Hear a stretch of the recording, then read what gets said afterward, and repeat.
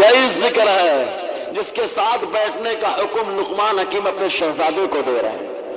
وہ حکیم ہے، ان کو معلوم ہے، فرماتے بیٹا بیٹھ جانا۔ کیوں؟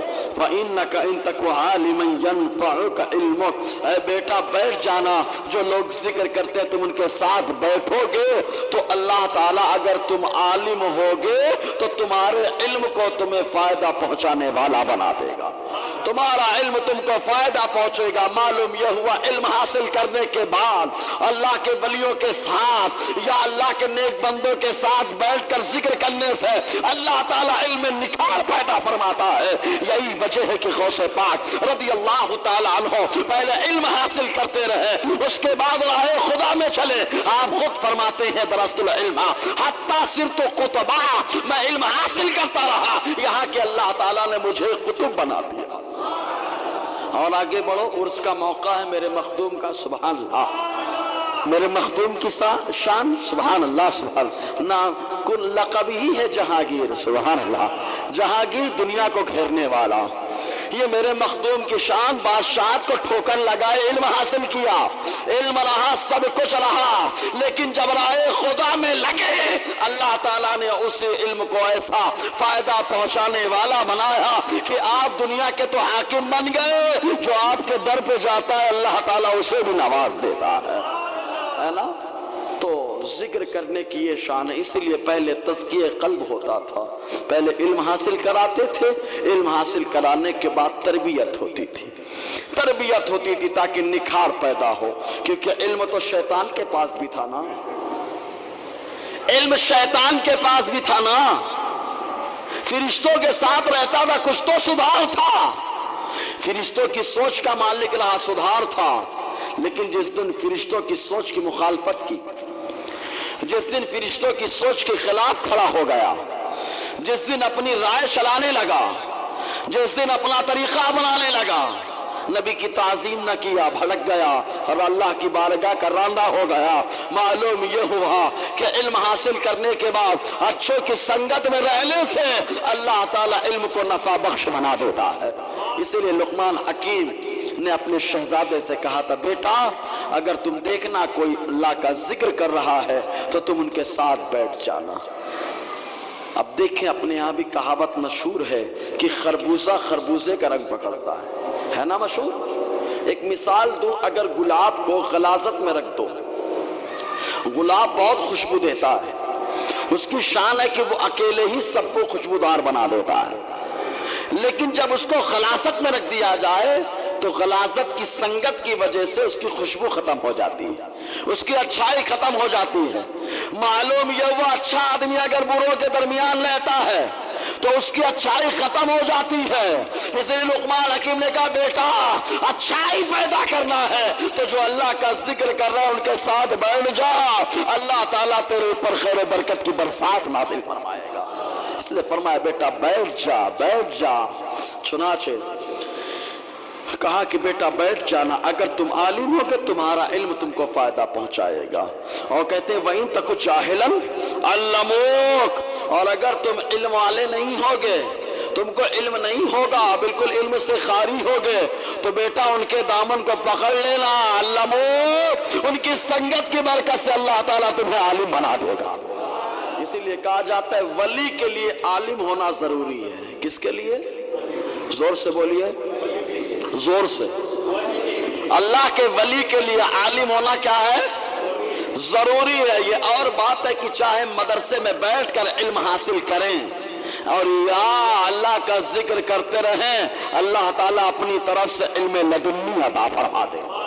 تو جو عالم ہوتا ہے اس کے پاس علم ہوتا ہے، جو ولی ہوتا ہے عالم ہوتا ہے، چاہے درسگاہی عالم ہو اور چاہے درسگاہی عالم نہ ہو تو اللہ تعالیٰ اپنی طرف سے علم لدنی عطا فرماتا ہے۔ جی فرماتے ہیں بیٹھنا بیٹا ذاکروں کے ساتھ، تو ذکر کرنے والوں کے ساتھ بیٹھنے کا فائدہ کیا ہے کہ اگر علم نہیں ہوگا تو ان کی سنگت میں بیٹھتے رہیں گے، ان کے ساتھ ذکر کرتے رہیں گے تو ذکر کی برکت سے اللہ تعالیٰ علم لدنی بھی عطا فرماتا ہے۔ آگے فرماتے ہیں بیٹا وَلَعَلَّ اللَّهَ يَطْلَعُ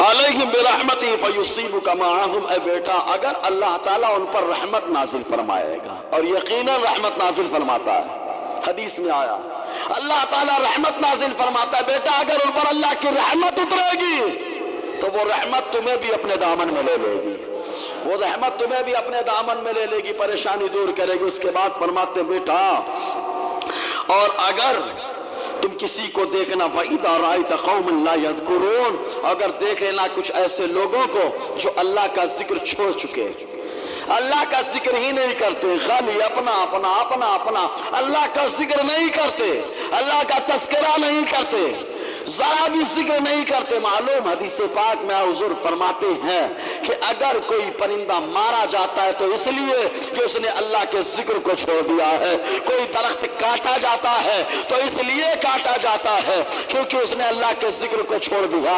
تو معلوم یہ ہوا زندگی اگر چاہتے ہو اللہ کا ذکر کرو، اللہ تعالیٰ خود بخود زندگی کی حفاظت فرمانے والا، خود اللہ حفاظت فرمائے گا۔ جی فرماتے بیٹا اگر کسی قوم کو دیکھو کہ وہ اللہ کا ذکر نہیں کر رہی فلا تجلس معہم، تو قطعاً ان کے ساتھ مت بیٹھنا، ان کے ساتھ بیٹھنا بھی نہیں، ان کی سنگت کتنی نقصان دہ ہے، کہتے ہیں ان کے ساتھ مت بیٹھنا کیونکہ ان پر اللہ کی ناراضگی نازل ہوگی، اللہ کا غضب نازل ہوگا، فَيُصِيبُكَ مَعَهُمْ، تو وہ غضب تمہیں بھی اپنے چپیٹ میں لے لے گا۔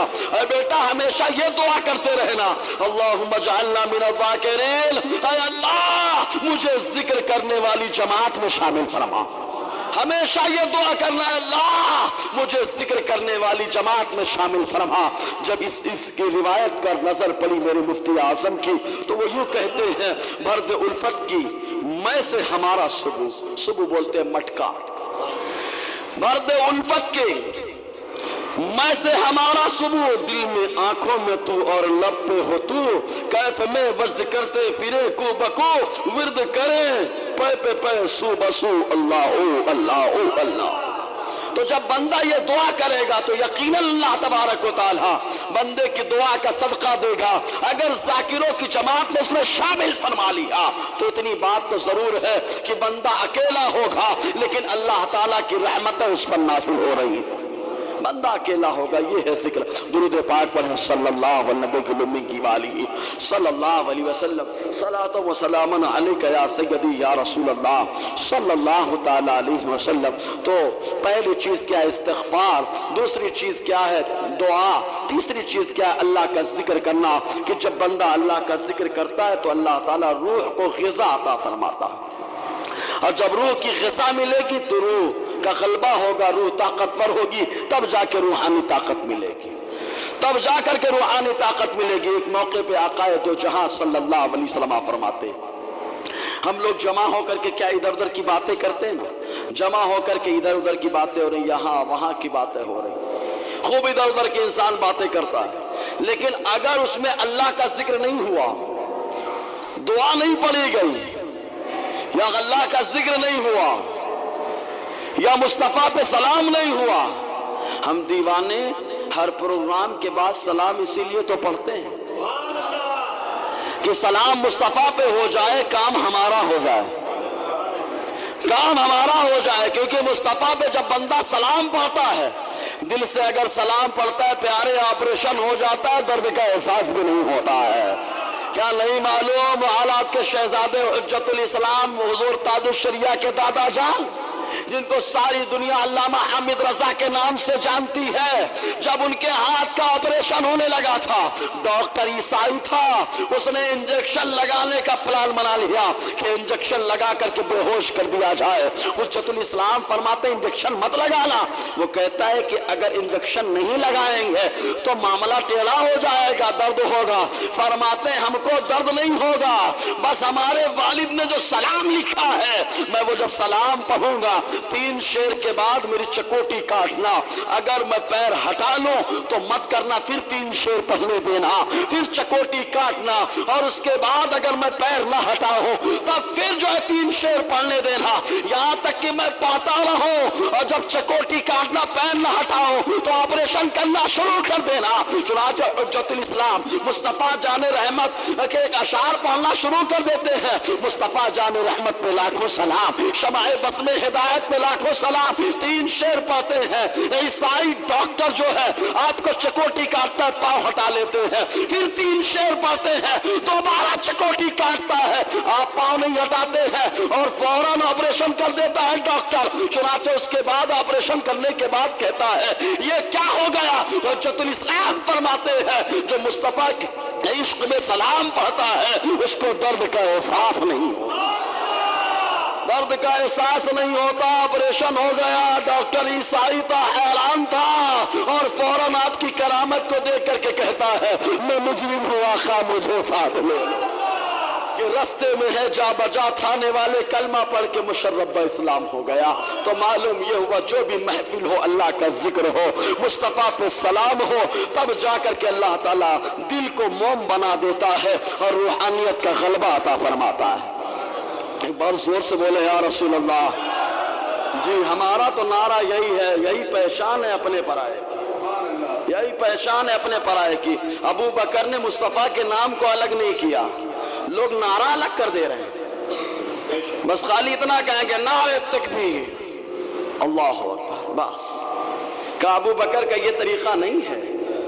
کہا ابو بکر کا طریقہ کیا ہے؟ کہا مصطفیٰ نے انگوٹھی میں کہا تھا جاؤ لا الہ الا اللہ لکھا کے لاؤ. تو ابو بکر نے لا الہ الا اللہ نہیں لکھایا, لا الہ الا اللہ محمد رسول اللہ لکھا کے لا رہے ہیں. اس میں ابو بکر کا بھی نام آ گیا. کہا ابو بکر تم کو تو میں خالی اتنا کہا تھا, تم نے اپنا بھی نام ملایا میرا بھی ملایا, آگے بلبلے سدھرا. کہتے سرکار ابو بکر نے آپ کے نام کو اللہ کے نام سے الگ کرنا گوارا نہیں کیا, تو اللہ نے بھی گوارا نہیں کیا کہ ابو بکر کے نام کو آپ کے نام سے الگ کر دیا جائے. تو معلوم یہ ہوا پیارے مصطفیٰ سے قرب چاہتے ہو تو ابو بکری طریقہ اپنانا پڑے گا, صدیقی اپنا انداز اپنانا پڑے گا. خالی نعرہ تکبیر لگانا یہ تو کمال ہے, لیکن نعرہ رسالت بھی ساتھ میں ہو جائے یہی ابو بکر کا جاہ و جلال ہے. تو یہ ہے ابو بکر کی شان, یہ ہے. تو ہمارا تو یہی نعرہ الحمدللہ. نعرہ تکبیر کے ساتھ ہم نعرہ جیسے ہی نعرہ رسالت بولتے ہیں تو فوراً معلوم ہو جاتا ہے یہ ابو بکر والا آ رہا ہے, یہ ابو بکر والا آ رہا ہے. ورنہ معلوم ہو جاتا ہے ابو لہب کی اولاد بھی ادھر سے جا رہی ہے, ابو جہل کی اولاد بھی ادھر سے گزر رہی ہے. اور ابو بکر کی شان یہ ہے کہ جب مصطفیٰ کے نام کا نعرہ لگ رہا ہے تو اللہ تعالیٰ انہیں بھی مصطفیٰ کی سنگت عطا فرما رہا ہے. معلوم یہ وہ مصطفیٰ کے غلام بننا ہے تو یہ نعرہ لگانا ہے. بولے یا رسول اللہ. جی تو جب بندہ کوئی محفل ہو اور اس میں اللہ کا ذکر نہیں کرتا, اللہ کا ذکر نہیں کرتا, تو وہاں پر دل آدمی کا کٹھور ہو جاتا ہے, دل سخت ہو جاتا ہے, سخت ہو جاتا ہے دل. خود حدیث پاک کے اندر آیا آقا دو جہاں صلی اللہ علیہ وسلم فرماتے ہیں لوگو سنو لا تکثروا الکلام بغیر ذکر اللہ. اے لوگو سنو, زیادہ باتیں لمبی لمبی مت کرو بغیر اللہ کے ذکر کے. اسی لیے تو ہمارا پورا بیان ہوتا ہے, بیچ بیچ میں اللہ کا ذکر بھی ہوتا ہے, مصطفیٰ کا تذکرہ بھی ہوتا ہے کہ دل کا ٹھور نہ ہو جائے. کہا لمبی لمبی باتیں مت کرو بغیر اللہ کے ذکر کے, کرنا ہے تو اللہ کے ذکر کے ساتھ کرو. کیونکہ جب بندہ بغیر ذکر الہی کی لمبی لمبی باتیں کرتا ہے, ادھر ادھر کی ہانکتا رہتا ہے, میں وہاں گیا تھا اتنے لوگوں کو ستھارا, میں وہاں گیا تھا اتنا کام کر کے آیا. کہا لمبی لمبی باتیں ہیں, اللہ کا ذکر نہیں ہے. کہا اللہ کا ذکر نہیں تو دل کٹھور ہو جائے گا.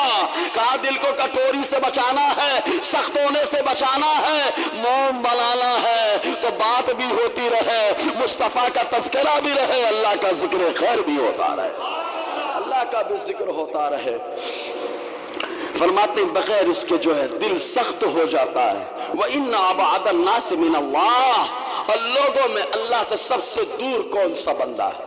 سب سے دور وہ بندہ ہے القلب القاسي, جس کا دل کٹھور ہو, سخت ہو, جس کا دل سخت ہوتا ہے, سب سے دور ہوتا ہے وہ اللہ تعالیٰ سے. اسی لیے تو میرے مفتی اعظم دعائیہ کلمہ یوں کہتے ہیں جو ہے غافل تیرے ذکر سے ذوالجلال, اس کی غفلت ہے اس پر وبال و نکال, قار غفلت سے ہم کو خدایا نکال, ہم وہ ذاکر تیرے اور مذکور تو اللہ اللہ اللہ. تو یہ ہے ذکر, یہ ہے, اسی وجہ سے اللہ تعالیٰ دل کو موم بنا دیتا ہے, نرم ہو جاتا ہے دل. اب نرم کیسے ہوگا؟ اس کا بھی کوئی طریقہ ہوگا نا. کوئی غذا کھانے سے دل نرم ہوتا ہے نا. کھانا بڑا ڈینجرس ہوتا ہے. کھانا اگر اچھا ہے تو آدمی کا تانا اچھا رہے گا. سمجھے نا؟ تانا اچھا، تانا بانا جو اپنا بولتے ہو، وہ تانا نہیں، تانا بانا ایک دم اس کا معاملہ ایک دم ٹھیک رہے گا. تو کھانا بڑا اہم چیز ہوتا ہے، بہت اہم مقام رکھتا ہے. اب کھانا، ایک مثال یاد دی جاتی ہے، جیسے پیٹرول کی گاڑی ہے، کوئی اگر ڈیزل سے چلائے تو گاڑی خراب ہو جاتی ہے. پیٹرول کی گاڑی ڈیزل سے چلاؤ خراب ہو جاتی ہے. کہاں مومن کی زندگی کی گاڑی کا معاملہ کیا ہے؟ کہا اس کی گاڑی کا معاملہ یہ ہے کہ روزی دینے والا اللہ ہے. اس کو بتایا گیا کلوا مما رزقناکم من الطیبات، ارے جو اللہ نے دیا ہے اس میں سے پاکیزہ چیزوں کو کھاؤ. حرام اور حلال تو جانور بھی کھا لیتے ہیں، ان کو پتہ نہیں ہوتا کیا کھانا نہیں کھانا، لیکن کچھ جانور بھی سمجھدار ہوتے ہیں، حرام کو منہ نہیں لگاتے، حلال ہی کھاتے ہیں. کہا یہ جانور کا حال ہے، اور جو حلال اور حرام میں تمیز کرتا ہے وہی آقا کا غلام ہوا کرتا ہے، وہی مصطفیٰ کریم کا غلام ہوتا ہے. تو غذا بہت اہم ہوتی ہے، بہت اہم چیز ہے غذا کا ہونا. تو کیا کھائیں؟ اس سلسلے میں کچھ چیزیں بتائی گئی. اپنے یہاں گھگری بنتی ہے نا، چنے کی بنتی ہے نا. ارے حضرت نے تو گھگری والوں کی چاندی بنا دی ہے نا. گھگری سنیں، گھگری زیتون کا تیل، اس کی بڑی فضیلت ہے. زیتون کا تیل ہے، گھگری ہے، ان سے دل نرم ہوتا ہے. علامہ اسماعیل حقی بیان فرماتے ہیں کہ حضور صلی اللہ علیہ وسلم نے فرمایا علیکم بالعدس، اپنے اوپر چنے کی دال کو لازم کر لو. بولو سبحان اللہ. کس کی دال کو؟ چنے کی دال. چنا ایسا ہے اس سے روٹی بھی بنا سکتے ہو آپ، بوٹی بھی بنا سکتے ہو آپ. چنا ہی ویسا ہے، اور چنا کھانے والا گھوڑا بڑا پاورفل ہوتا ہے. سمجھ رہے کہ نہیں؟ تو اس لیے ہم کو بھی پاورفل بننا ہے. تو آقا کیا فرماتے ہیں؟ علیکم بالعدس، چنا کھاؤ، چنے کو لازم پکڑ لو. فَإِنَّهُ مُبَارَكٌ مُقَدَّسٌ. آقا فرماتے چنا بڑا بابرکت ہے. چنا کیا ہے؟ بڑا. کس نے فرمایا؟ زور سے بولیے نا یار. مطلب چنا بابرکت ہے، ہم نہیں کہہ رہے ہیں، ڈاکٹر اور حکیم نہیں کہہ رہے ہیں، اطباء نہیں کہہ رہے ہیں. وہ نبی کہتا ہے جس کی زبان کھلتی ہے تو خدا کا کلام جاری ہوتا ہے. اس نبی نے کہا جس کے اشارے پہ چاند ادھر ادھر ہو جاتا ہے. اس نبی نے کہا جس نبی کے چاہنے سے قبلہ بدل جاتا ہے. اس نبی نے فرمایا کہ چنے کو لازم پکڑو. فَإِنَّهُ مُبَارَكٌ مُقَدَّسٌ، کیونکہ چنا بڑا بابرکت ہے، مقدس ہے چنا. ارے چنا میں کہاں سے برکت آ گئی؟ چنا میں برکت کہاں سے آ گئی؟ کیا کسی نبی کو بوسہ لیا ہے اس نے؟ ہم نے تو دیکھا ہے کہ جس کو نبی بوسہ لے لے تو وہ چیز مقدس ہو جاتی ہے. عمر نے یہی تو کہا تھا حضر اسود نہیں چومتا میں تجھ کو، لیکن اس لیے چوم رہا ہوں کہ میں نے دیکھا ہے میرے مصطفیٰ نے تجھے چوما ہے. تو جس کو مصطفیٰ نے چوما عمر نے اس کو چوما. ارے یہ تو بات ہو گئی چومنے کی. بابا پاؤں لگ جائے تو وہ مقام بھی بابرکت ہو جاتا ہے. جہاں پاؤں لگ جا رہے اس مکانی کیا پانی بھی بابرکت ہو جاتا ہے. خود حلیمہ سعدیہ رضی اللہ تعالی عنہ بیان فرماتی ہیں کہ جب حضور صلی اللہ علیہ وسلم کی پرورش حضرت حلیمہ سعدیہ کے علاقے میں ہو رہی تھی تو وہ لوگ دواخانے نہیں جاتے تھے. وہ لوگ جب بیمار پڑتے پیالے میں پانی بھر کر حلیمہ سعدیہ کے گھر پہنچ جاتے. حضرت حلیمہ سعدیہ پیالہ لیتی اور آقا علیہ السلام کے قدم شریف کو ڈال دیتی اور بیمار کو غسالہ پلا دیا جاتا. اللہ شفا عطا فرماتا.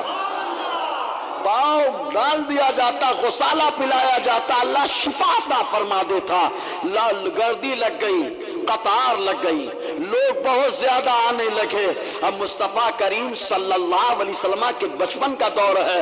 ہمارے بچے کا پاؤں زمین پر مارو، ارے ماں اگر اس کا کھانا ہوتا ہے نہیں کھاتی ہے. یہ ہمارا بچہ ہوتا ہے لیکن وہ میرے نبی صلی اللہ علیہ وسلم ہے بچپن میں، لیکن اللہ نے بابرکت بنا کر بھیجا ہے نا. ایسا بابرکت بنایا، گردی لگ گئی بہت زیادہ. حلیمہ سعدیہ نے یہ کیا کہ اپنے گھر کے سامنے ایک حوض اور ایک گڑھا کھدا لیا، اس میں پانی بھر دیا.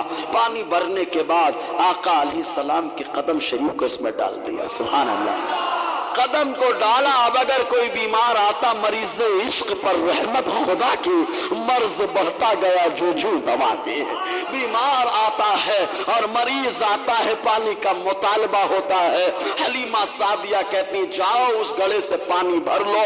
پانی بھر کر بیمار کو پلایا جاتا, شفا مل جاتا. معلوم کیا ہوا؟ مصطفیٰ کے تلووں کی برکت تھی کہ لوگ پانی پیتے شفا مل جاتی.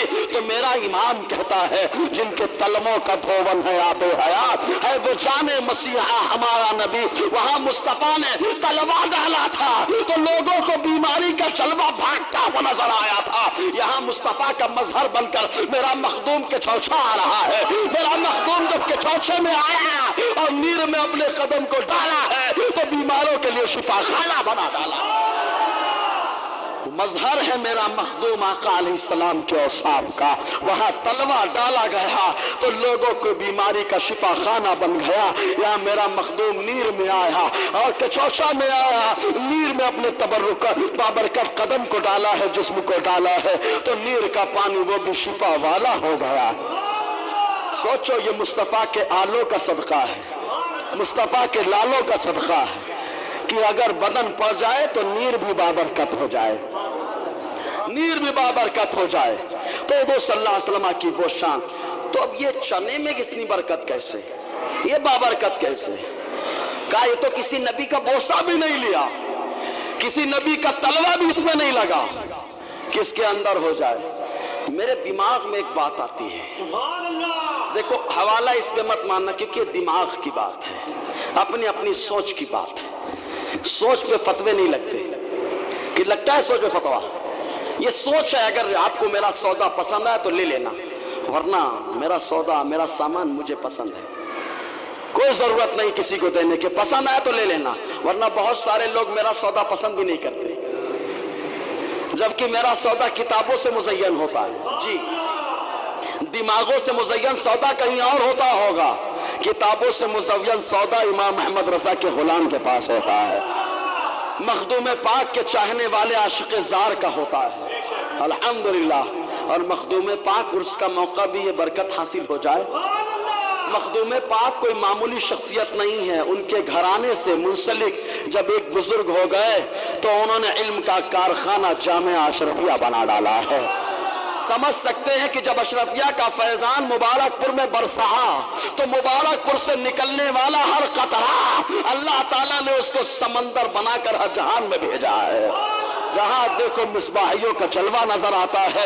یہ جلوہ مصباحی جو ہے یہ حافظ ملت کا فیضان ہے بالواسطہ, اور ان کے واسطے سے پہنچیں گے تو کچوچا کا فیضان بولنا ہے, کیونکہ اشرفیہ کی سنگ بنیاد سید علی حسین اشرفی میاں کے ہاتھوں رکھی گئی ہے.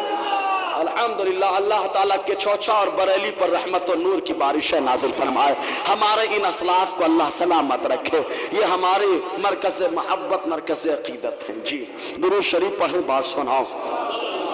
صلی اللہ علیہ الامی کی وآلہ صلی اللہ علیہ وسلم. صلاۃ و سلام علیک یا سیدی یا رسول اللہ صلی اللہ تعالی علیہ وسلم. تو کہا چنا بڑا بابرکت ہے. تو میں نے کہا میرے دماغ میں ایک سوال پیدا ہوا, یہ چنا کو تو حضور نے چھوا بھی نہیں, انبیاء نے کھایا ہے, انبیاء نے خوب پسند فرمایا چنے کو. تو کہا بابرکت کیسے؟ تو ہم کہیں اوہو 73 ہیں, 73 میں جب شب برات آتی ہے نا, شب برات آتی ہے تو کچھ دیوانے اسی چنے کا استعمال کرتے ہیں. کہاں چنے کا استعمال کرتے ہیں بابا بابرکت ہے. تو کہا جو استعمال کرتا ہے وہ منحوس تھوڑے نہیں ہوگا, وہ استعمال کرنے والا بابرکت جب چیز کو کھائے گا اللہ اس کو بھی بابرکت بنا دے گا. تو معلوم یہ ہوا جو چنے کا استعمال کر رہا وہ بابرکت ہے. چنا جہاں پہنچتا ہے وہ بابرکت بنا دیتا ہے. تو مصطفیٰ نے ان کے بابرکت ہونے کی بشارت عطا فرما دی ہے. میں نے کہا نا یہ میری سوچ ہے, اب سوچنے کا زاویہ کسی کا اور ہو تو نہیں کہہ سکتا میں. جی سوچ پہ پابندی میں نہیں لگاتا, پابندی ہے شرعی معاملات میں دخل دینے پہ, دخل نہیں دے سکتے. جی کہا بابرکت ہے. اور کیا فائدہ ہے کہ وَإِنَّهُ يُرَقِّقُ الْقَلْبِ وَيَكْثُرُ الدَّمَعُ, کہ جب انسان چنے کھاتا ہے تو اللہ تعالیٰ اس کے دل کو موم بنا دیتا ہے. سنی بڑا موم دل والا ہوتا ہے. سبحان اللہ. سنی بڑا موم دل والا ہوتا ہے، بڑا مہربان ہوتا ہے غریب بیچارہ مالی اعتبار سے، لیکن دین پر اپنے بچوں کو، دولت کو سب قربان کرنے کے لیے تیار رہتا ہے۔ لیکن ادھر دیکھنے میں آیا جو چنا اینٹی چنا والا ہے، جو چنے سے مخالفت کرنے والا ہے، اس کا دل بڑا کٹور ہوتا ہے۔ کیوں؟ پورا دل ہی سیاہ ہو چکا ہے، اور جب سیاہ دل پر کام ہوگا تو کچھ نہیں نظر آئے گا۔ ادھر دل صاف ہے، چنے کا اثر ظاہر ہو رہا ہے، دل موم ہوتا ہے۔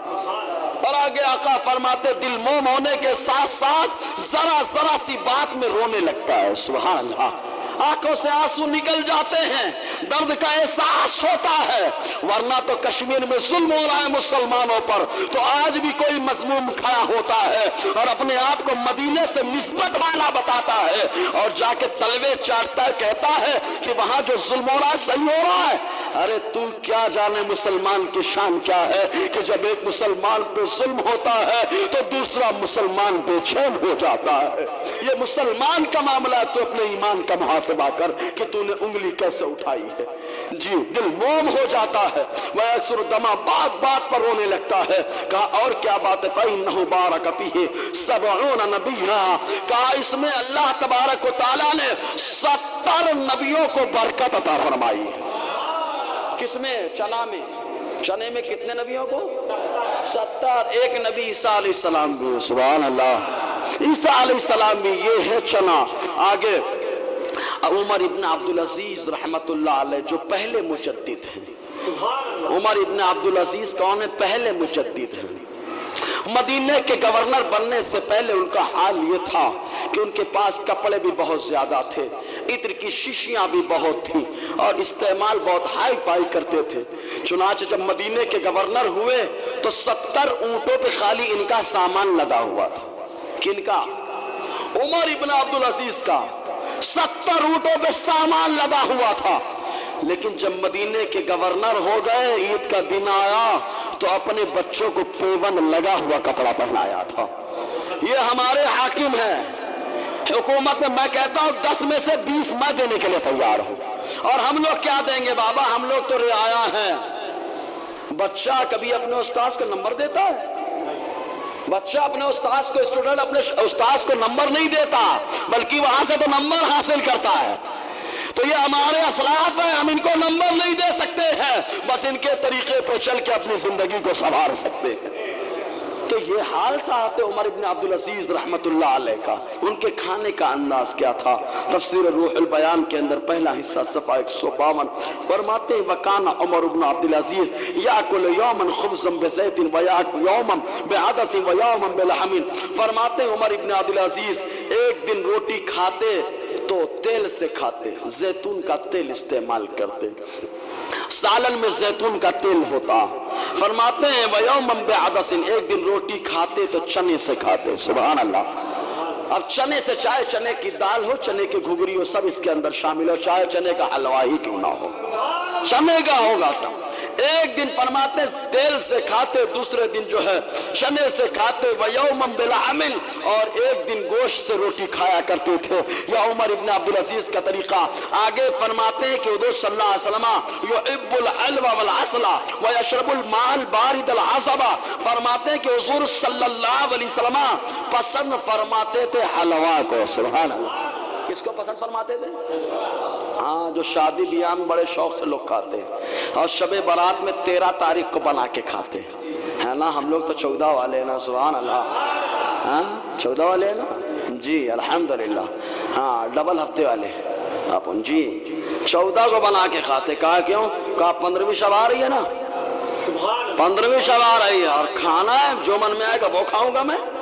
تو سود کھا رہا ہے، اس پہ پابندی نہیں لگا رہا۔ تو تانبے کاٹے کا مار کے لے کے آئے وہ کھا رہا ہے، اسے پابندی نہیں لگا رہا، حلوے پہ لگا رہا ہے جو حلال ہے۔ سمجھ میں آیا کہ نہیں؟ حلوے پہ لگا رہا ہے جو حلال ہے، کھچڑے پہ لگا رہا ہے جو حلال ہے، اور نہ جانے جھوٹ بول بول کے کتنے فنڈ پاس کرا کے کھا رہا، اس پہ فتویٰ نہیں لگا رہا۔ یہ حال ہو گیا مسلمانوں کا۔ حرام حرام نہیں نظر آتا، جو حلال ہے وہ حرام نظر آتا۔ اس کا مطلب یہ آدمی شریعت سے چلا گیا، کیونکہ شریعت کی کسوٹی کو وہی جانتا ہے شریعت پہ عمل کیا کرتا ہے۔ جی تو حضور کو حلوہ پسند تھا، والعسل، شہد پسند تھا۔ کیا پسند تھا؟ اب شہد پسند ہے تو مثنوی شریف کی ایک روایت بھی یاد آ گئی. سبحان اللہ. بات کی بات ہے. دیکھو روحانیت یہی ہے. روحانیت آؤ پوچھتے شہد کی مکھی سے, ان سے اچھی تو شہد کی مکھی ہے یار. یہ چمار, یہ کیا کہتے چوہے اور کیا کہتے گدھ سے بھی بدتر لوگ ہیں یہ, جو مصطفیٰ پہ درود نہیں پڑھ پاتے. زبان رکھتے ہیں لیکن بولنے کی خالی بات کرتے ہیں, مصطفیٰ پہ درود نہیں پڑھتے. آؤ شہد کی مکھی سے پوچھتے ہیں. مولانا روم نے مثنوی شریف کے اندر لکھا, فرماتے شہد کی مکھی کہاں سے مکھی لیتی ہے, وہ ذائقہ لیتی معلوم ہے نا, شیرہ لیتی ہے کہاں سے, پھلوں سے بھی لیتی ہے, پھولوں سے بھی لیتی ہے, اور نہ جانے کتنے پھولوں سے لیتی ہے. بہت جگہ سے لے کر کے آتی ہے, لاتی ہے وہ پھولوں سے لے کے آ رہی ہے, ہر جگہ سے لے کے آتی ہے. اب کسی کا رس کیا ہوتا ہے, کریلے کا کڑوا ہوتا ہے, نیم کا کڑوا ہوتا ہے, لیکن نیم کا پھول نکلے تو دیکھنا اس میں بھی شہد کی مکھی ہے, اس کا بھی ذائقہ, کیونکہ معلوم ہے یہ ہم کو کھانے والا انسان ہوگا تو کم سے کم نیم کھلاؤ, اس کی کڑواہٹ تو بھگا دوں. تو نیم کا بھی ذائقہ ہے, تمام چیزوں کا ذائقہ ہے اس کے اندر, لیکن مٹھاس ہے شہد, ایسی مٹھاس کی جس کی مثالیں دی جائیں. کیوں؟ مولانا روم فرماتے ہیں کہ شہد کی مکھی سے پوچھا گیا. مکھی کبھی بولتی ہے؟ بولو. آپ نہیں سنتے ہیں تو کیا مطلب بولتی نہیں؟ آپ نہیں سنتے, آپ کے پاس کان نہیں ہے بھائی. سننے والے تو نہ جانے کیا کیا سنتے ہیں. یہ پتھر بھی اللہ کی پاکی بولتے ہیں. نہیں یقین آتا, مصطفیٰ کے ہاتھ میں آ گئے پتھر. سبحان اللہ, آ گئے پتھر مصطفیٰ کے ہاتھ میں, زور زور سبحان اللہ پڑھ رہے ہیں. بخاری کی حدیث ہے, آقا نے ابو بکر کو دیا, زور زور سے پڑھ رہے ہیں. عمر کو دیا, زور زور سے پڑھ رہے ہیں. عثمان کو دیا, وہ پتھر کلمہ پڑھتے ہوئے نظر آ رہے ہیں. ابو جہل کے ہاتھ میں کنکریاں بولی نا, بولی کہ نہیں بولی؟ تو سننے والے کان چاہیے خالی. کہا یار جب نہیں سنتے تو مت سمجھو کہ اپنے اوپر سب کو قیاس مت کرو. تمہاری طرح ہر آدمی نہیں. بہرا سوچے ساری دنیا بہری ہے تو ایڑا بہرا ہوگا, ایڑا بہرا ہوگا کیونکہ وہ ساری دنیا کو بہرا سمجھ رہا ہے.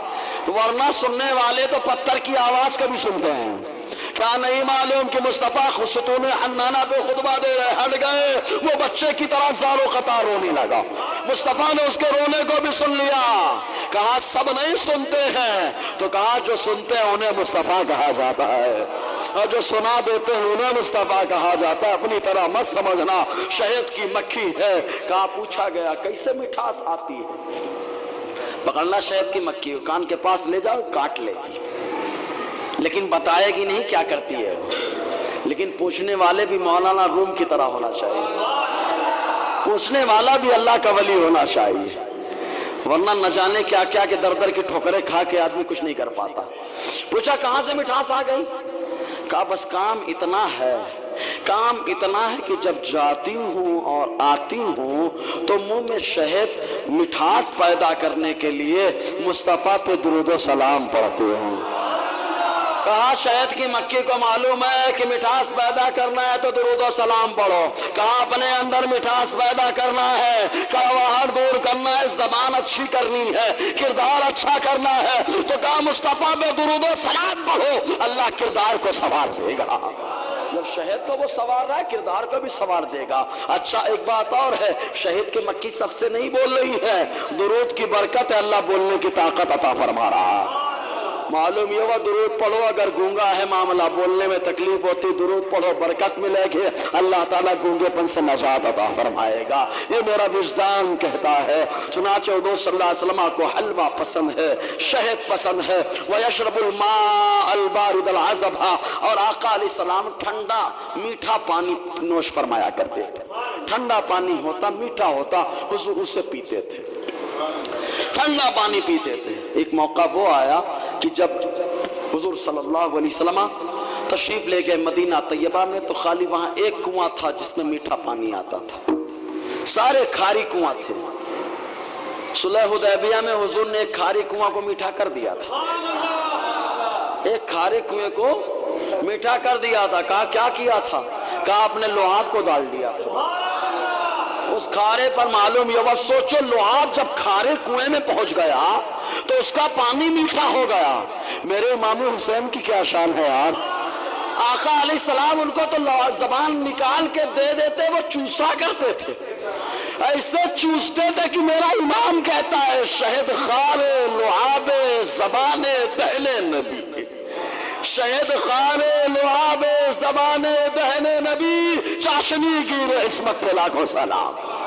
ارے کنواں میٹھا ہو گیا، امام حسین کیسے کتنے شاندار ہو گئے، یہ تو کربلا کا واقعہ ہی بتاتا ہے جی۔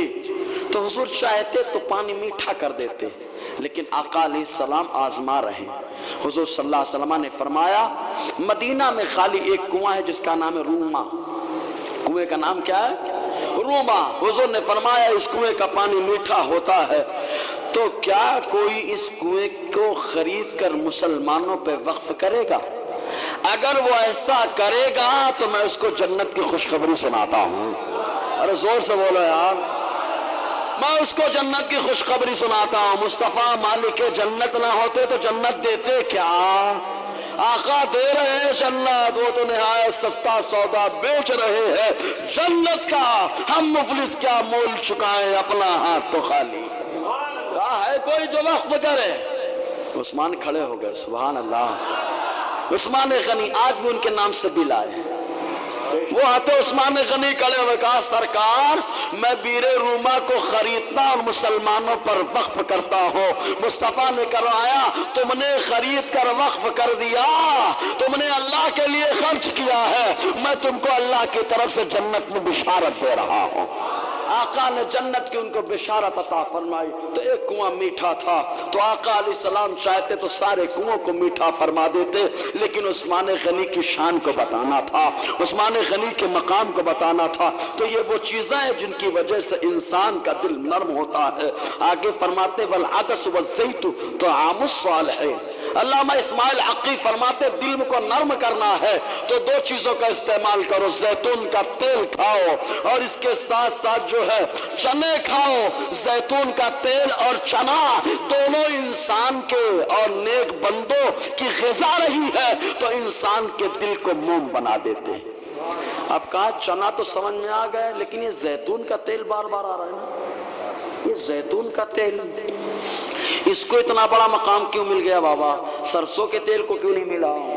ناریل کا تیل رہ گیا، بہت سارے تیل ہیں، تیل تو تیل سب برابر ہونے چاہیے تیل، کیونکہ کسوٹی ہے سارے انسان برابر، ادھر کی سارے انسان برابر، تو کہا سارے تیل برابر ہو جائے۔ کہا بابا سارے تیل برابر نہیں ہو سکتے ہیں تو سارے انسان کیسے برابر ہو جائیں؟ سارے انسان کیسے برابر ہو جائیں گے؟ کہا یہ تیل زیتون کا یہ مقام کیوں ملا؟ تو کہا تفسیر عزیزی اٹھا کر دیکھو، شیخ عبدالعزیز محدث دہلوی جو ہماری سند میں بھی آتے ہیں، حدیث کی سند میں، وہ فرماتے تفسیر عزیزی کے اندر کہ جب آدم علیہ السلام جنت میں تھے اللہ نے فرمایا جھاڑ سے مت کھانا۔ کس کا تھا؟ کہا انگور کا تھا یا انجیر کا تھا یا کیا کہتے ہیں اس کا گیہوں کا تھا، تین روایتیں ملتی ہیں۔ بہرکیف آتے آدم علیہ السلام نے کھا لیا، بدن سے کپڑے اتر گئے، بدن سے کپڑے اتر گئے۔ کپڑے کس چیز کے تھے؟ ناخن۔ بولو سبحان اللہ۔ آج بھی ہمارے پاس جنتی ناخن ہے، زور سے بولو نا یار، یہ جنتی ناخن ہے کہ نہیں؟ یہ جنتی ناخن ہے، ناخن ناخن، یہی جنتی لباس تھا، یہاں پہ آ گیا۔ اب اگر کوئی ہی مصطفیٰ کا نام سن کر کے ناخنوں میں مصطفیٰ کا نور نہ دیکھے پھر بھی چوم لیتا ہے تو دنیا کی چیز کو نہیں چوم رہا ہے، یہ وہ چیز ہے جس کو اللہ نے جنت سے بھیجا ہے، اس کو چوم رہا ہے، جنتی سامان کو چوم رہا ہے۔ تو آدم علیہ السلام کے بدن سے کپڑا اتر گیا، جب اترا تو اب ادھر ادھر جانے لگے کہ یار کپڑا کہیں تو کچھ پتے ہی باندھ لیے جائیں، کپڑا نہ ہو تو سطر پوشی کر لی جائے کسی سے۔ تو الگ الگ درختوں کے پاس گئے، الگ الگ، کسی نے اپنے پتے نہیں دیے، یہ درخت کیا جانے کون ہے کیا ہے، لیکن کہا تم سمجھتے ہو، ورنہ درختوں کو معلوم ہے کس کے لیے جھکا جاتا ہے کس کے لیے نہیں جھکا جاتا ہے۔ کوئی پتا کوئی درخت نہیں جھک رہا تھا، کیوں؟ کیونکہ کسی اور کا نصیبہ بلند ہونے والا تھا۔ آدم علیہ السلام جیسے انجیر کے درخت کے نیچے پہنچے انجیر کے درخت کے نیچے پہنچے، اللہ تبارک و تعالیٰ نے انجیر کو حکم دے دیا، انجیر نے اپنے پتوں کو آدم علیہ السلام کی بارگاہ میں پیش کر دیا، تو پتوں کو آدم علیہ السلام کی بارگاہ میں پیش کیا تو انجیر اتنا بابرکت ہو گیا، انسان کھائے تو غذا بن جائے، اور زیتون کو اللہ نے اتنا بابرکت بنایا کیونکہ عیسیٰ علیہ السلام کا جو عیسیٰ علیہ السلام جہاں پیدا ہوئے اس مقام کو ناصرہ کا مقام کہا جاتا ہے، وہاں پر اللہ تعالیٰ نے زیتون کو پیدا فرمایا، اس لیے اس کو انسان کے لیے باعث شفا بنا دیا ہے۔ انجیر اور زیتون ان کی بڑی شان، والتین والزیتون، سبحان اللہ جی۔ تو انجیر اور زیتون یہ سب کھانے سے کیا انسان کا دل کیا ہوتا ہے؟ نرم ہوتا ہے، جب نرم ہوگا تو روحانیت کا غلبہ ہوگا، روحانیت کا۔ تو غذا بہت اہم چیز ہوتی ہے۔ درود شریف پڑھیں تو مولانا جامی کیا فرماتے ہیں وہ سناؤں۔ صلی اللہ علیہ وآلہ صلی اللہ علیہ وسلم، صلاۃ و سلام علیک یا سیدی یا رسول اللہ صلی اللہ علیہ وسلم۔ لکھیے مولانا جامی فرماتے ہیں دل نرم کس سے ہوتا ہے؟ کہتے ہیں یا نبی اللہ السلام علیک انما الفوز والفلاح لدیک، کہتے ہیں اللہ کے نبی صلی اللہ علیہ وسلم آپ پر سلام ہو، کامیابی تو آپ کے پاس سے ملتی ہے، آپ پر سلام ہو، کامیابی آپ کے پاس سے ملتی ہے۔ پھر کہتے ہیں کر نرفتم طریقے سنت تو، اگر ہم آپ کے طریقے پہ نہ چلیں ہستم از آسیان امت تو آپ کی نافرمان امت سے ہو جائیں گے۔ ماندہ ام زیر بار عصیان بست افتم از پائے اگر نگیری دست، اللہ کے نبی صلی اللہ علیہ وسلم اگر آپ ہماری دستگیری نہیں فرمائیں گے تو ہم تو گناہوں کے بوجھ تلے دب کے رہ جائیں گے، آپ دستگیری کریں گے تو دل بھی نرم ہوگا، روحانیت کا غلبہ ہوگا اور اللہ تعالیٰ بیڑا پار لگائے گا۔ اس لیے فرماتے اللہ کے نبی آپ پر سلام ہو، کامیابی آپ کے پاس سے ملتی ہے۔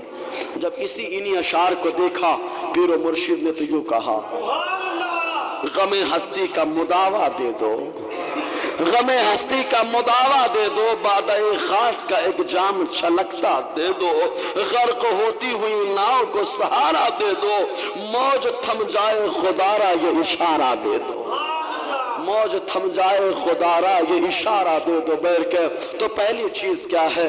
استغفار ہے، دوسری چیز ذکر ہے، دعا ہے، اور جب بندہ یہ کام کرتا ہے تو اللہ تعالیٰ روحانیت میں غلبہ پیدا فرماتا ہے۔ دیکھو اللہ کا نام لینے سے نہیں، خالی لکھنے سے کیا فائدہ ہوا ہے؟ کچھ لوگ جو ہے نا بسم اللہ لکھ لیتے ہیں نا، بسم اللہ شریف، اپنے بسم اللہ کی تو بڑی فضیلت ہے نا، اس کی فضیلت کا احساس تو حضرت خالد بن ولید سے پوچھو تو معلوم ہوگا، زور سے بولو سبحان اللہ یار۔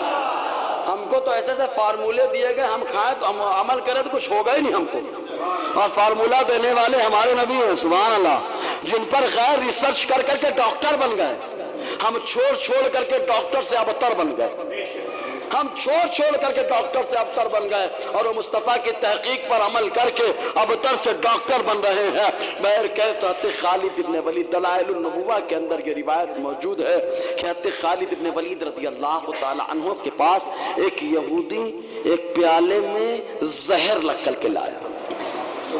کون لایا تھا؟ یہودی لایا تھا۔ یہودی کبھی مسلمان کا دشمن نہیں، دوست نہیں ہو سکتا، ہمیشہ دشمن رہے گا، وہ دوست نہیں ہو سکتا۔ اور ساری دنیا میں جو شرارتیں ہیں سب انہی کی دین ہے، یہ خبیث، اور ظاہر سی بات ہے ایک ہی ابلیس تھا نا، پوری دنیا کے انسانوں کو پریشان کرنے کے لیے ایک ہی ابلیس تھا۔ اب ابلیس کی نسل ہے جس کی فصل ہم لوگ کاٹ رہے ہیں، یہ حالات ہیں۔ تو یہودیوں کا حال ایسا کیے لایا زہر کا پیالہ اور آ کر کے امتحان لے رہا تھے خالد ابن ولید کا۔ خالد ابن ولید سیف اللہ ہے، اللہ کی تلوار ہے، وہ ٹوٹ جائیں گے تلوار ٹوٹ جائے گی۔ تو پیالہ دیا اور کہا کہ اگر آپ زہر کا پیالہ پی گئے آپ کو کچھ اثر نہیں ہوا تو میں ایمان لے آؤں گا۔ سبحان اللہ، چیلنج ایسا ہے۔ دیکھو ہم لوگ ہوتے تو ارے گھبرا جاتے کیا ہوگا، ایمان کمزور ہے نا۔ وہ ایمان کتنا مضبوط تھا کہ مصطفیٰ نے کہا ہے کہ جب بسم اللہ پڑھ کر کے کوئی چیز انسان کھاتا ہے تو کچھ نہیں ہوتا۔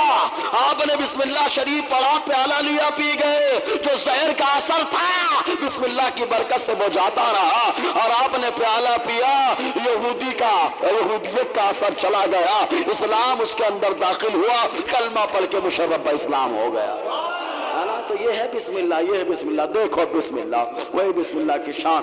روح البیان کے اندر پہلا حصہ صفحہ 149 اور اس کے علاوہ تفسیر کبیر کے مقدمے میں امام فخر الدین رازی نے بھی لکھا ہے کہ جب فرعون نے خدا ہونے کا دعویٰ بعد میں کیا ہے، پہلے خدائی کا دعویٰ نہیں کرتا تھا، پہلے وہ خدائی کا دعویٰ نہیں کر رہا تھا، اس نے خدائی کا دعویٰ بعد میں کیا ہے۔ خدائی کا دعویٰ کرنے سے پہلے امارا ان یکتب علی باب دارہ بسم اللہ، اس نے اپنی رعایا کو حکم دیا اور بنانے والے کو خاص حکم دیا کہ میرے دروازے پہ لکھ دو بسم اللہ۔ کیا لکھوایا اس نے؟ زور سے بولیے نا، کیا لکھوایا؟ خدائی کا دعویٰ بھی نہیں کیا ہے، بسم اللہ لکھا رہا ہے، بسم اللہ لکھا دیا، بسم اللہ۔ اس کے بعد خدائی کا اس نے دعویٰ کر دیا، وہ میٹا نہیں ہے، لکھا ہوا ہے، لکھا ہوا ہے، وہ لکھا ہوا ہے بسم اللہ۔ خدائی کا دعویٰ کر دیا اس نے، دعویٰ کیا۔ اللہ تعالیٰ نے حضرت موسیٰ علیہ السلام کو فرعون کی طرف بھیجا، فرعون کو حضرت موسیٰ علیہ السلام نے بہت سمجھایا، بڑی نرم گفتگو کی، اور اللہ کا فرمان بھی تھا وَقُولَا لَهُ قَوْلًا لَيِّنًا، اے موسیٰ جب بات کرنا تھوڑی نرم بات کرنا کہ سدھار پیدا ہو جائے۔ موسیٰ علیہ السلام نے رب کی بارگاہ میں عرض کیا مولا انی ادعوہ ولا ارى فیہ خیرا، مولا بہت دعوت دیتا ہوں، سدھرنے کا نام ہی نہیں لیتا، سدھر ہی نہیں رہا، کوئی بھلائی نہیں نظر آ رہے۔ اللہ تعالیٰ فرماتا ہے موسیٰ تم اس کے ہلاکت چاہتے ہو کہ اس کو ہلاک کر دیا جائے؟ تم چاہتے ہو کہ اس کو برباد کر دیا جائے، ہلاک کر دیا جائے؟ وَأَنْتَ تَنْظُرُ إِلَىٰ كُفْرِهِ، آپ اس کے کفر کو دیکھ رہے ہیں۔ وَأَنَا أَنْظُرُ إِلَىٰ مَا كَتَبَهُ عَلَىٰ بَابِي، اے موسیٰ میں اس کے کفر کو نہیں دیکھ رہا ہوں، میں تو یہ دیکھ رہا ہوں کہ جو اس نے اپنے دروازے پر لکھا رکھا ہے، جو اس نے اپنے دروازے پہ لکھا رکھا ہے میں اس کو دیکھ رہا ہوں۔ سوچو ہے کافر خدائی کا دعویٰ کر رہا ہے لیکن بسم اللہ لکھایا، نرمی کا برتاؤ ہو رہا ہے، تو وہ جو مسلمان اللہ کا ذکر کرتا ہوگا سوچو اس مسلمان کی کیا شان ہوگی اور کیا مقام ہوگا۔ علامہ اسماعیل حقی فرماتے ہیں سوچو جس کے دروازے پہ اتنے سال جب بسم اللہ لکھا رہا تو اس کے ساتھ اتنی نرمی کا معاملہ رہا، تو جس مسلمان کے دل پر اللہ کا نام لکھ جائے، مصطفیٰ کا نام لکھ جائے، اللہ تعالیٰ ضرور اس کا بیڑا پار لگا دے گا، ضرور بیڑا پار لگا دے گا۔ اسی لیے تو پیر و مرشد یوں کہتے ہیں تیری صورت جو تصور میں اتر آئی ہو، تیری صورت جو تصور میں اتر آئی ہو، پھر تو خلوت میں عجب انجمن آرائی ہو، کیونکہ جب بندہ اپنے دل میں اللہ کا تصور کرتا ہے، اللہ کے رسول کا تصور بٹھا لیتا ہے تو وہ تنہا نہیں ہوتا ہے، خدا اور اس کے رسول کا تصور بھی ساتھ ہوتا ہے۔ جی ایسے ہی روحانیت کے غلبے کے لیے بہت ساری چیزیں ہیں، تو یہ چند چیزیں ہیں، تو ذکر میں شرکت کریں گے نا انشاءاللہ۔ ذکر بہت اہم چیز ہے، اس کی اہمیت سمجھیں، اسی لیے جہاں سے ذکر ہوتا ہے نا جادو ٹونا بھی ختم ہو جاتا ہے۔ بولو سبحان اللہ۔ اپنے یہاں میک سے بھی چالو ہوا تھا تو اسی لیے چالو ہوا تھا تاکہ اپنے یہاں جادو ٹونے والی عورتیں بہت ہیں نا تو وہ لوگ بھی ختم ہوں۔ جب وہ ختم ہوگی تو مسلمانوں کی روحانیت کا غلبہ ظاہر آئے گا، مسلمانوں کے اوپر روحانیت کا غلبہ ہوگا۔ تو ذکر میں شرکت کریں گے نا انشاءاللہ۔ ایک بار بولے یا رسول اللہ۔ اب درود شریف پڑھنے کے سوالات ہیں، جوابات دیے جائیں۔ صلی اللہ علیہ وآلہ صلی اللہ علیہ وسلم صلاۃ و سلام علیک یا سیدی یا رسول اللہ صلی اللہ تعالی علیہ وسلم۔ سوال بڑا اچھا ہے۔ اچھا حضور صلی اللہ علیہ وسلم کا کوئی تصویر بنائے تو آپ گوارا کریں گے؟ زور سے بولیے۔ کبھی نہیں گوارا کریں گے نا؟ بالکل نہیں گوارا کریں گے، ہمارا ایمان ہے۔ اچھا حضور کے صحابہ کا کوئی بنائے تو؟ اچھا حضور صحابہ کے ماننے والوں کا کوئی بنائے تو؟ امام حسین کا کوئی بنائے تو؟ امام حسین کے ماننے والے کا کوئی بنائے تو؟ مخدوم پاک کا کوئی بنائے تو؟ صابر پاک کا کوئی بنائے تو؟ بولو یار برداشت کریں گے؟ یہ بے ادبی ہے، کیونکہ ہم یہ کہتے ہیں جو میرے مخدوم کی شان ہے وہ کسی اور کی نہیں ہے، وہ بے مثل و بے مثال اپنے زمانے میں اپنے ادوار میں۔ جو میرے رضا کی شان ہے وہ کسی اور کی نہیں اپنے زمانے میں، جو میرے اختر کی ہے سبحان اللہ، اختر تو ہوتا ہی ہے چمکدار. جی تو اب سوال یہ آیا ہے کچھ لوگ اپنے گھروں میں صابر پیا، وارث پاک اور دیگر اولیاء کرام کی طرف نسبت کرتے ہوئے تصویر فرضی بنا لیتے ہیں، ایسا کرنا شریعت کا حکم کیا ہے؟ دیکھو شریعت کا پوچھا گیا ہے تو شریعت میں کیا ہے بتائیے. زور سے بولیے یار، زور سے بولیے. اور جہاں تصویر و جاندار کی رحمت کے فرشتے آتے ہیں وہ اب آپ مسئلہ آپ خود نے آپ نے بتا دیا، آپ اپنے مسئلے پہ عمل کریں. ٹھیک ہے، میں نے کچھ نہیں بتایا، آپ نے آپ سے پوچھا ہے، آپ نے بتایا. درود شریف پڑھ لیں. صلی اللہ علیہ نبی المی وآلہ صلی اللہ علیہ وسلم. صلاۃ و سلام علیک یا سیدی یا رسول اللہ صلی اللہ تعالی علیہ وسلم. دیکھیے مائک پہ یہ تو آیا ہے، مائک کے سسٹم پہ شکایت لوگوں کی ہے کہ یہاں مائک کا جو سسٹم ہے بہت تکلیف دیتا ہے. ہمارے پاس آیا پرچہ، ایک آدمی آیا بولا کہ بھائی مائک سے تکلیف ہو رہی ہے، تھوڑا مائک پہ کرم کریں. میں کہتا ہوں باخدا قرآن لے کر اٹھا کر کے بتاؤ کہ تم کو تکلیف ہو رہی ہے. بے شک بے شک قرآن اٹھا کر کے بتاؤ تم کو تکلیف ہو رہی ہے، ورنہ جانتے ہو ہم تو دین کی باتیں کر رہے ہیں کہ نہیں کر رہے ہیں. زور سے بولیے یار، زور سے بولو یا رسول اللہ. اب سوچے جب ذکر سے لوگوں کو تکلیف ہے تو سوچے اب کیسا مسلمان ہو گئے ہیں. اچھا یہ پورا علاقہ مسلمان نما لوگوں کا ہے کہ نہیں؟ ہاں سب داڑھی والے ہیں کہ نہیں ہیں؟ ٹوپی والے ہیں؟ زور سے بولیے داڑھی ٹوپی والے ہیں. اچھا داڑھی ٹوپی والوں کو بیان سے دین کے کام سے بھی تکلیف ہوتی ہے؟ اگر تکلیف ہوتی ہے تو وہ اپنے ایمان کا محاسبہ کرے. سمجھ آ رہا ہے کہ نہیں؟ ورنہ اللہ خیر کرے الحمدللہ اولے دن سے مسجد کا مائک چل رہا ہے. بولو سبحان اللہ. اولے دن سے مائک چل رہا ہے اور چلتا رہے گا. مائک اولے دن سے چل رہا ہے اور چلتا رہے گا. تم کو تکلیف ہوتی آؤ مسجد میں قرآن اٹھا کر کے بتاؤ کہ ہم کو تکلیف ہو رہی تب سوچا جائے. سمجھ میں آئے کہ نہیں؟ ورنہ بہت سارے لوگوں کو ٹی وی چلے تو تکلیف نہیں ہوتی، ماں اور بیٹی بے پردہ گھومے تکلیف نہیں ہوتی ہے نا. اوپن مستی کریں بچے مسجد کے پیتریوں پہ بیٹھ کے اگر پکچر دیکھیں تو تکلیف نہیں ہوتی تم کو. بچے کرکٹ کھیلیں مسجد میں گیند آ جائے بیٹ آ جائے تو تکلیف نہیں ہوتی تم کو. میچ چلتا ہے دین کی بات ہے تو تکلیف ہوتی ہے. ارے افسوس ہوتا ہے تیرے مسلمان ہونے پر.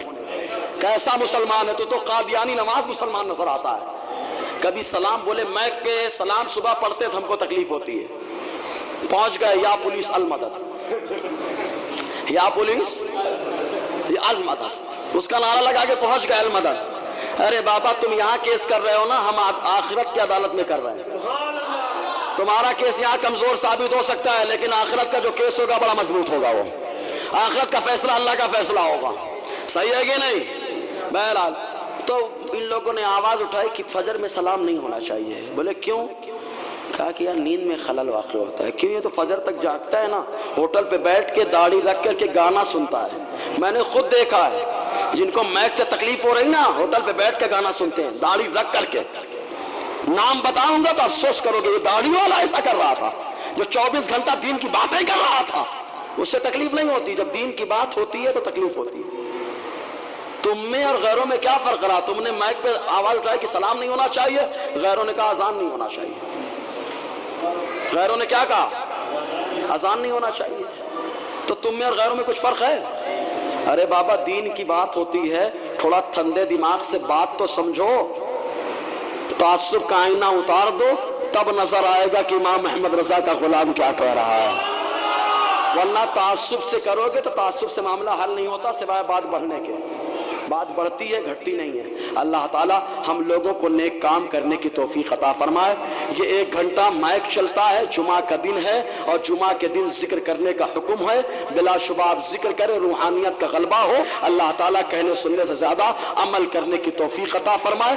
دوران گفتگو غیر شرعی کلمات نکلے ہو تو میں مسجد کے ممبر پہ بیٹھ کر توبہ کرتا ہوں. استغفر اللہ ربی من کل ذنب واتوب الیہ واشہد ان لا الہ الا اللہ واشہد ان محمدا عبدہ ورسولہ. السلام علیکم ورحمۃ اللہ وبرکاتہ.